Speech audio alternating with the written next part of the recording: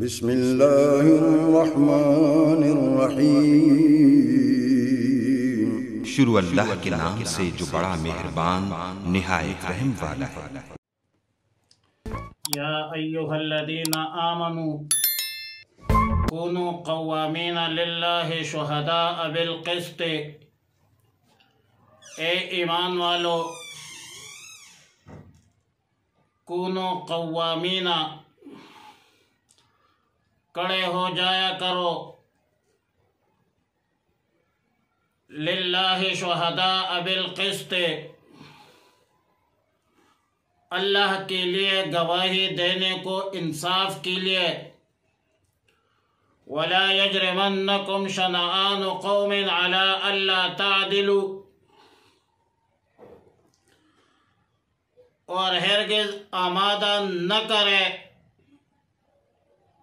شنآن قوم، کسی قوم کی دشمنی، علی الا تعدلوا، اس بات پر کہ تم انصاف نہ کرو، اعدلوا هو اقرب للتقوی، انصاف کرو وہ تقوی کے زیادہ قریب ہے،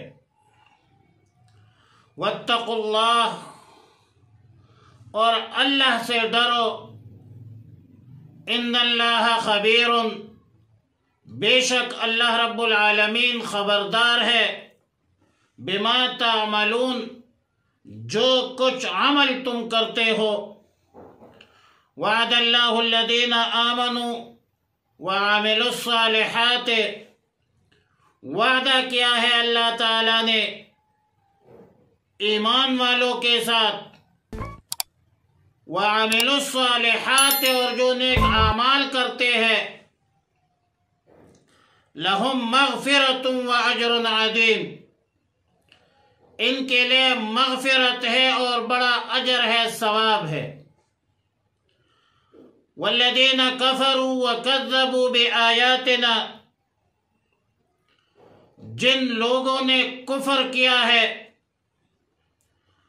وکذبوا بآیاتنا، اور جھٹلایا ہے ہماری آیتوں کو، اولئک اصحاب الجحیم،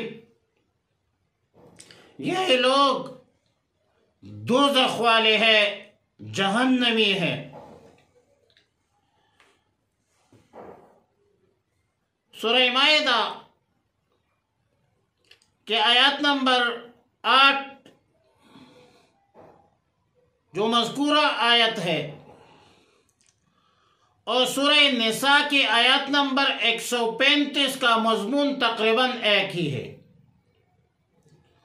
فرق صرف اتنا ہے کہ سورہ نساء میں فرمایا کہ یا ایہا الذین آمنوا کونوا قوامین بالقسط شہداء للہ ولو علی انفسکم او الوالدین، اور سورہ مائدہ میں فرمایا کہ کونوا قوامین للہ شہداء بالقسط، یعنی سورہ نساء میں قسط کا لفظ مقدم ہے اور للہ کا لفظ جو ہے وہ مؤخر ہے،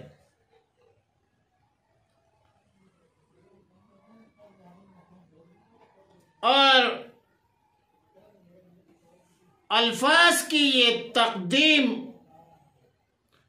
اور تاخیر کے حوالے سے ابو حیان نے بحر محیط میں لکھا ہے کہ قیام عدل کے حوالے سے انسانوں کو دو عادتیں عادتاً لاحق ہوتی ہے، اور ظلم جبر پر اترتا ہے۔ پہلی رکاوٹ اپنے نفس، اپنے دوستوں، عزیزوں کی طرفداری اور محبت ہے، اور دوسری چیز دشمنوں کی عداوت ہے۔ سورہ نساء کی آیت میں پہلے مضمون کو مد نظر رکھا کہ محبت کی بنیاد پر، قرابت کی بنیاد پر، تعلقات کی بنیاد پر قیام عدل میں رکاوٹ مت بنو۔ اور سورہ مائدہ میں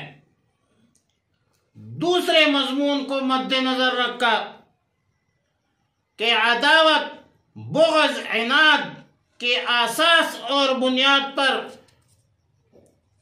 قیام عدل میں رکاوٹ مت بنو۔ وجہ یہ ہے کہ سورہ نساء میں فرمایا کہ وَلَوْ عَلَىٰ أَنفُسِكُمْ أَوِ الْوَالِدَيْنِ، یعنی عدل قائم کرو اور عدل پر قائم رہو، اور عدل پر استقامت اختیار کرو، چاہے وہ عدل انصاف کا حکم خود تمہارے نفوس، تمہارے والدین، تمہارے دوست، عزیز، اقارب کے خلاف کیوں نہ ہو۔ اور سورہ مائدہ میں فرمایا کہ وَلَا يَجْرِمَنَّكُمْ شَنَآنُ قَوْمٍ عَلَىٰ أَلَّا تَعْدِلُوا اعْدِلُوا هُوَ أَقْرَبُ لِلتَّقْوَىٰ، یعنی کسی قوم کی عداوت، حسد، بغض، دشمنی تمہیں اس بات پر آمادہ نہ کرے کہ تم انصاف کا دامن چھوڑ دو۔ لہذا سورہ نساء کا حاصل یہ ہے کہ عدل کے معاملہ میں اپنے نفس، والدین، بیوی، بچے، عزیز و اقارب، دوست و احباب کی پرواہ مت کیجیے۔ اگر آپ انصاف چاہتے ہیں تو جو انصاف کا حکم تمہارے نفس اور تمہارے تعلقات، تمہارے والدین، دوست و احباب کے تعلقات کو متاثر کرو، بے شک متاثر کرے، لیکن عدل کا دامن مت چھوڑو۔ اور سورہ مائدہ میں جو فرمایا اس کا حاصل اور خلاصہ یہ ہے کہ عدل و انصاف کی اساس اور بنیاد پر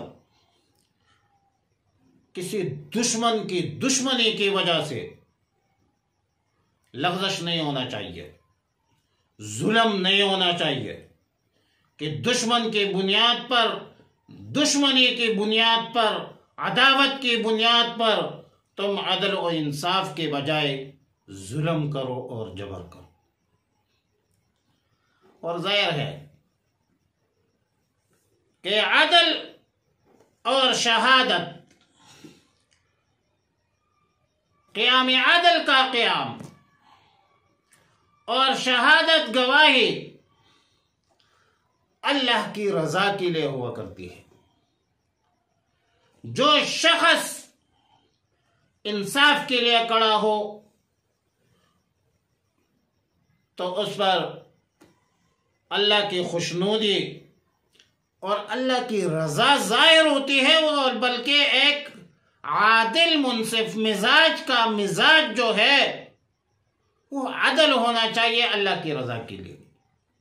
ایک ایماندار کی ایمان یہ ہونا چاہیے کہ حق بات کرے، سچ بات کرے، انصاف کرے اور اللہ کی رضا کے لیے کرے۔ اور جن کو اللہ کی رضا اور خوشنودی مقصود ہو تو پھر وہ تعلقات، رشتہ داریاں، دشمنیاں، عداوتیں، ان سب چیزوں کو بالائے طاق رکھتا ہے، اور ظاہر ہے کہ قیام عدل کے لیے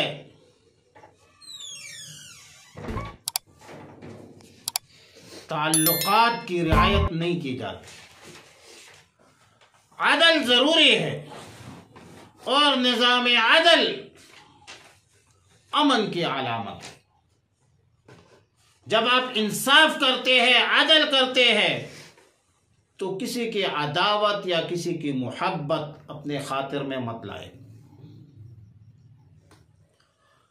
اور ظاہر ہے کہ سچی بات، سچی شہادت میں کسی کی رعایت نہیں ہوتی.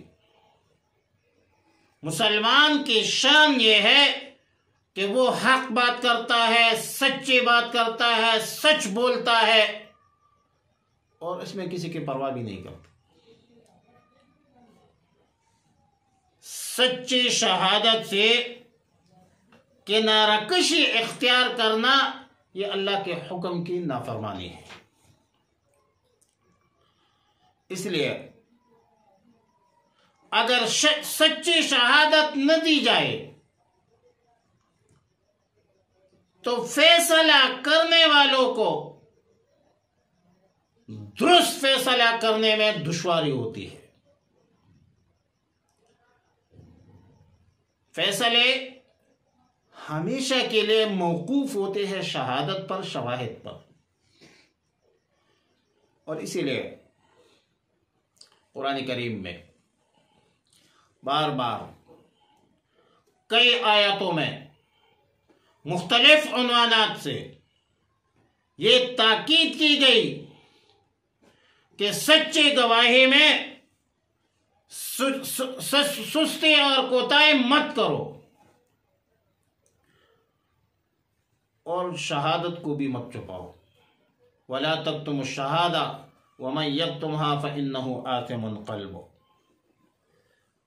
اب شہادت کو نہیں چھپا سکتے.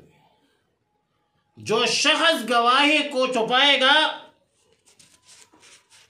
دل اس کا گناہگار ہوگا، اور دل جو ہے رئیس الاعضاء ہے. لیکن تأسفاً، حسرت اور افسوس کی بنیاد پر سچی گواہی دینے میں اصل رکاوٹ ہمارا موجودہ نظام عدل ہے. گواہوں کو بار بار عدالتوں میں حاضری، پھر جرح، پھر خرچہ، ان تمام تکلفات کا نتیجہ ہم سب دیکھ رہے ہیں. سب کو پتا ہے کہ جس شخص کا نام کسی ایک گواہی میں آ گیا تو وہ پھر ایک مصیبت بن جاتی ہے. وہ شخص ایک مصیبت میں مبتلا ہو گیا، کاروبار بھی تباہ، درس و تدریس بھی متاثر، زحمت میں مبتلا، مشکلات سے دوچار. اسی لیے قرآن کریم میں جب یہ بتلایا کہ سچی شہادت، سچی گواہی لازم ہے، واجب ہے، اور اس سے کنارہ کشی اختیار مت کرو، لیکن ساتھ یہ بھی فرمایا ہے کہ وَلَا يُضَرَّ كَاتِبٌ وَلَا شَهِيدٌ. انہیں معاملہ کی تحریر لکھنے والوں کو، گواہی دینے والوں کو نقصان نہ پہنچایا جائے. آج کل سچے گواہوں کی گواہی ناپید ہو گئی، کیونکہ ہم گواہوں کو ضرر دیتے ہیں، تکلیف دیتے ہیں، اس سے خرچی بھی کرواتے ہیں، اس کے عزت و ناموس کا بھی خیال نہیں رکھتے. اور سچے گواہ شاذ و نادر آپ کو ملے گی. کوئی شریف آدمی گواہی دینے کا قابل نہیں رہا ہے. کوئی گواہی کا موقع دیکھتا ہے تو بھاگ جاتا ہے تاکہ گواہوں میں نام نہ آئے. گواہوں میں نام نہ آنے کی وجہ سے لوگ چپتے ہیں، سائڈ پر ہو گئی ہے. اور پھر نتیجہ کیا ہے؟ پولیس پھر ادھر ادھر سے گواہوں کے نام ظاہر کرتے ہیں اور بہت کم مقدمات حق اور انصاف پر اس کے فیصلے ہوتے ہیں۔ عدالتیں بھی مجبور ہے، جیسے شہادتیں ہوگی اسی کی بنیاد پر فیصلے ہوں گے۔ اور جیسا کہ ایک مفتی ہے، مفتی صاحب کے پاس جو سوال استفتاء کی شکل میں آ جائے تو مفتی صاحب نے اس استفتاء، اس سوال کے مطابق جواب دینا ہے، چاہے سوال فرضی ہے، یقینی ہے، غلط ہے، درست ہے، لیکن فتوے کا دار و مدار استفتاء پر ہوتا ہے، فیصلوں کا دار و مدار شہادت اور شواہد پر ہوتا ہے۔ اب اس بنیادی غلطی کو کوئی درست نہیں کرتا کہ گواہوں کے ساتھ شریفانہ معاملہ کیا جائے، ان کو عزت و وقار سے عدالت میں پیش کیا جائے اور تب ایک شریف النفس آدمی شہادت دینے کے لیے تیار ہوگا کہ ان کو پتہ ہو کہ مجھے ضرر نہیں مل رہی ہے، مجھے تکلیف نہیں ہوگی، اور پھر اس شرعی حکم کو اچھی طریقے سے قوم بھی پورا کرے گی کہ شہادت بھی درست ہو، حق پر ہو، سچ ہو، جھوٹ نہ ہو، پھر فیصلے بھی جاندار ہوں گے، پھر فیصلے بھی حق پر ہوں گے، پھر فیصلے بھی سچ پر مبنی ہوں گے۔ اور ایک اور اہم بات کہ لوگوں نے شہادت کو صرف اور صرف عدالتوں تک محدود کر رکھا ہے، صرف مقدمات اور خصومات تک محدود کر رکھا ہے، حالانکہ شہادت کا مفہوم ایک وسیع مفہوم ہے، واقعہ کے خلاف، زمینی حقائق کے خلاف لکھی ہوئی کوئی بھی تحریر جھوٹی شہادت اور گناہ کبیرہ ہے۔ زمینی حقائق کے خلاف جو چیز گراؤنڈ پر نہیں ہے، واقعہ کے مطابق نہیں ہے، بے شک آپ قلم استعمال کریں یا زبان استعمال کریں، لیکن اگر جھوٹ ہے تو آپ پر اللہ کی لعنت ہے۔ کوئی بھی ہو، میڈیکل کا شعبہ دیکھ لیجئے، کوئی بندہ بیمار نہیں ہے اور ڈاکٹر لکھ دے کہ یہ بیمار ہے، اب ڈاکٹر کی یہ میڈیکل رپورٹ جو جھوٹ پر مبنی ہے، یہ ایک جھوٹی شہادت ہے۔ شعبہ تعلیم میں پرچوں کی چیکنگ ہوتی ہے، مارکس لگانے ہوتے ہیں، یہ ایک شہادت ہے۔ جان بوجھ کر یا بے پرواہی سے نمبر لگانا اور پھر اس میں کمی بیشی کرنا، میرے بھائی یہ بھی جھوٹی شہادت ہے، یہ بھی گناہ ہے۔ اسی طرح کسی کو جعلی سند دینا، جعلی سرٹیفکیٹ دینا، پھر اس پر سائن کرنا، یہ بھی جھوٹی شہادت ہے، سخت گناہ ہے، یہ بدترین ظلم ہے۔ مثلا کسی کو آپ عالم فاضل مفتی کی سند پکڑوا دے کہ یہ لے لو، جبکہ وہ عالم فاضل نہیں ہے، یہ بہت بڑی زیادتی ہے۔ لوگوں کو اگر یہ مولوی صاحب غلط مسائل بیان کریں گے یا لوگوں کو گمراہ کریں گے تو اس گناہ میں وہ بندہ شریک ہے جس نے یہ سند جاری کیا ہے۔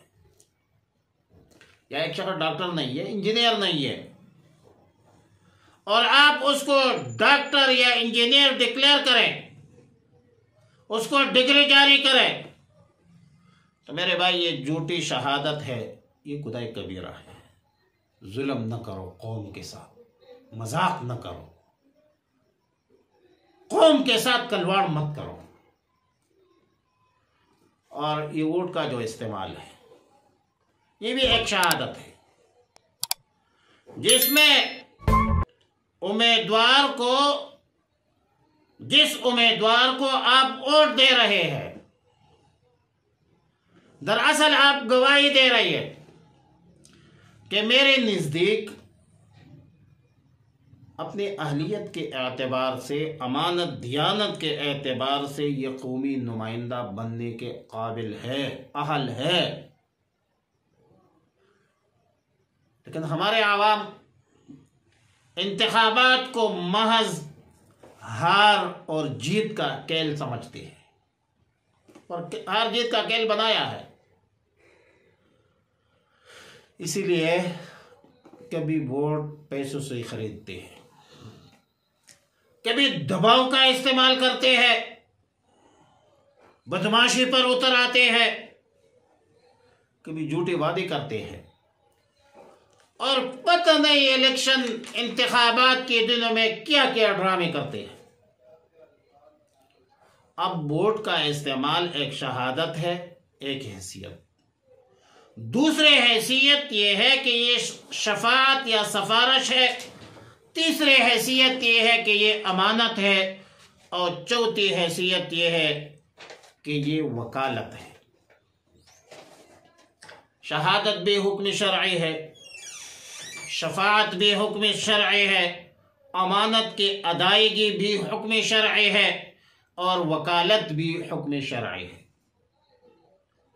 اب ان تمام شرعی حیثیتوں کو مد نظر رکھا جائے تو صالح، اہل، قابل آدمی کو ووٹ دینا یقیناً موجب ثواب ہے اور اجر عظیم کا سبب ہے۔ اس لیے ووٹ دینے سے پہلے پوری تحقیق کریں۔ جس کو آپ ووٹ دے رہے ہیں کیا واقعی باصلاحیت ہے؟ کیا میری شہادت جھوٹی تو نہیں ہے؟ کیا میں امانت میں خیانت تو نہیں کر رہا؟ کیا میں غلط آدمی کی وکالت تو نہیں کر رہا؟ ابھی سے سوچ لو، وگرنہ روز محشر میں میرے سوال کا تم سے جواب ہو کہ نہ ہو۔ لہذا ووٹ دینا چاہیے، لیکن نسبتاً اچھے لوگوں کو ووٹ دیجیے۔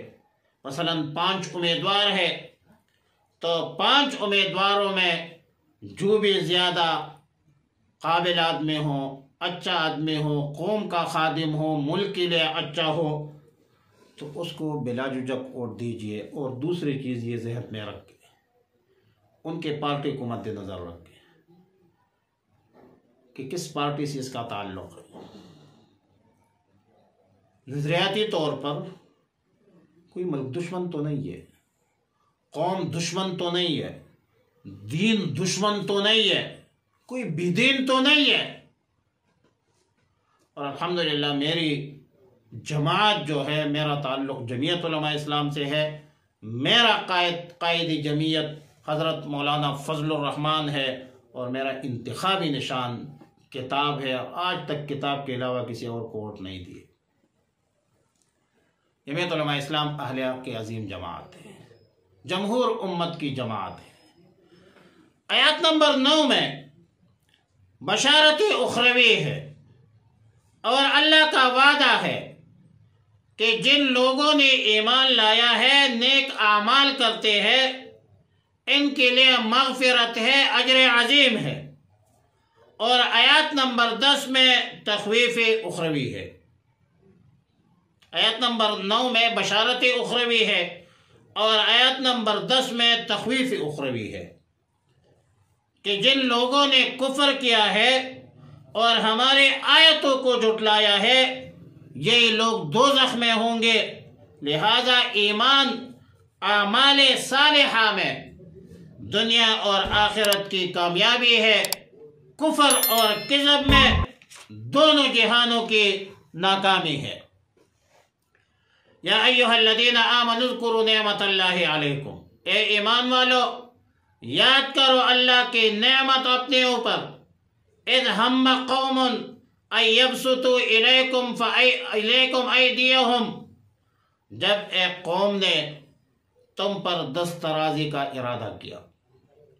فکف ایدیہم عنکم، پس روک دیے تم سے ان کے ہاتھ۔ واتقوا اللہ، اور اللہ سے ڈرو، اللہ سے ڈرتے رہو۔ وعلی اللہ فلیتوکل المؤمنون، اور ایمان والے ہی اللہ پر توکل کرتے ہیں۔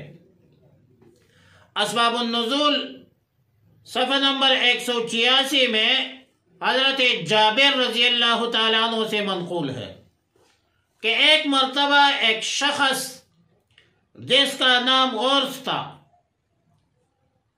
اس نے اپنے قوم بنی غطفان اور بنی محارب کو کہا کہ نعوذ باللہ میں رسول اللہ صلی اللہ علیہ وسلم کو قتل نہ کروں۔ تو قوم کہنے لگے کہ تم کیسے قتل کرو گے؟ تو غورث نے کہا کہ اچانک قتل کروں گا کہ محمد صلی اللہ علیہ وسلم کا دیان بھی نہیں ہوگا۔ یہ کہہ کر رسول اللہ صلی اللہ علیہ وسلم کی خدمت میں حاضر ہوئے۔ اس وقت رسول اللہ صلی اللہ علیہ وسلم کے گود میں تلوار تھی۔ یہ شخص کہنے لگا کہ یا محمد صلی اللہ علیہ وسلم، کیا آپ کی تلوار میں دیکھ سکتا ہوں؟ رسول اللہ صلی اللہ علیہ وسلم نے فرمایا کہ ہاں جی دیکھ لیجئے۔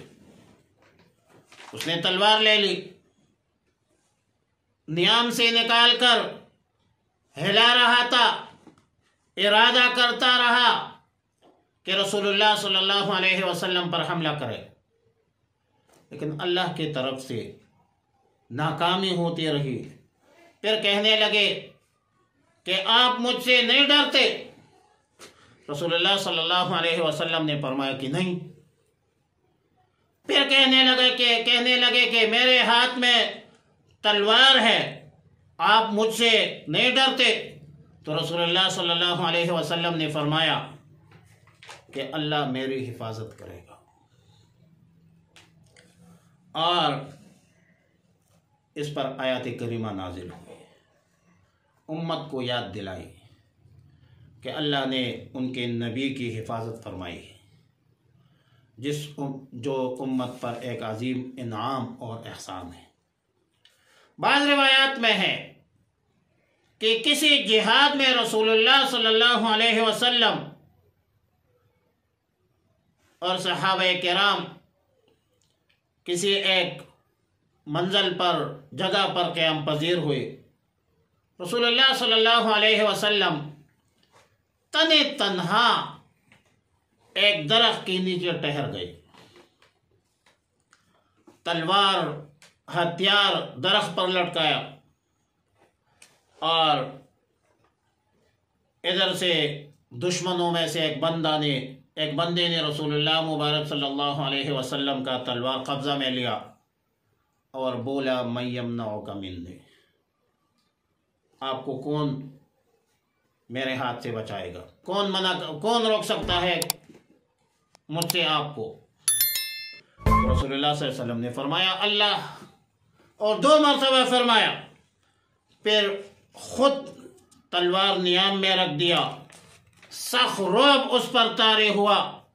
اور اسی طرح کعب ابن اشرف یہودی جو تھا، اس نے بھی کئی دفعہ اس طرح سازش کی ہے، اس کے علاوہ بھی کئی واقعات ہیں، لیکن ان تمام واقعات میں کوئی تضاد نہیں ہے، سب کے سب واقعات آیات مذکورہ کا مصداق ہو سکتی ہے، اور اس میں رسول اللہ صلی اللہ علیہ وسلم اور مسلمانوں کی حفاظتی غیبی کا ذکر ہے۔ فرمایا کہ واتقوا اللہ، حفاظتی غیبی ذکر کرنے کے بعد 2 باتیں کہ واتقوا اللہ وعلی اللہ فلیتوکل المؤمنون، کہ تقوی اختیار کرو اور اللہ پر توکل کرو۔ اشارہ ہے اس طرف کہ نصرت، فتح اور غیبی حفاظت کا اصل سبب وہ تقوی اور توکل ہے۔ جس فرد میں، جس قوم میں، جس زمان میں، جس مکان میں یہ دو صفت آ جائے، یہ دو صفات آ جائے، یا جو ان دو صفاتوں کو اپنائے، قوم اپنائے، فرد اپنائے، تو اللہ کی طرف سے نصرتی غیبی کا وعدہ ہے، حفاظتی غیبی کا وعدہ ہے۔ ایک تقوی اور ایک توکل، فضائے بدر پیدا کر، فرشتے تیرے نصرت کو اتر سکتے ہیں گردوں سے قطارن در قطارن اب بھی، اور یہ بھی ہو سکتا ہے کہ آیات سابقہ کے مجموعہ کے ساتھ اس کو متعلق کیا جائے اور ان کے ساتھ لگا دیا جائے، جس میں حکم یہ ہے کہ بدترین دشمن کے ساتھ بھی انصاف کرو، اور انصاف تب ممکن ہوگی کہ آپ کے اندر تقوی اور توکل ہو۔ یہ وہ دو ممتاز صفات ہے جو ایک انسان کو اعلیٰ مرتبے پر پہنچاتا ہے۔ اور سورہ طلاق کی آیت ہے وَمَن يَتَّقِ اللَّهَ يَجْعَل لَّهُ مَخْرَجًا وَيَرْزُقْهُ مِنْ حَيْثُ لَا يَحْتَسِبُ وَمَن يَتَوَكَّلْ عَلَى اللَّهِ فَهُوَ حَسْبُهُ۔ جو شخص اللہ سے ڈرتا ہے، اللہ اس کے لیے مشکلات سے نکلنے کا راستہ جو ہے بنا دے گا، اور اس کو وہاں سے رزق دے گا جہاں اسے گمان بھی نہ ہو، جو ان کے خواب و خاطر میں بھی نہ ہو۔ اور جو شخص اللہ پر بھروسہ کرے، توکل کرے، اللہ اس کے لیے کافی ہے۔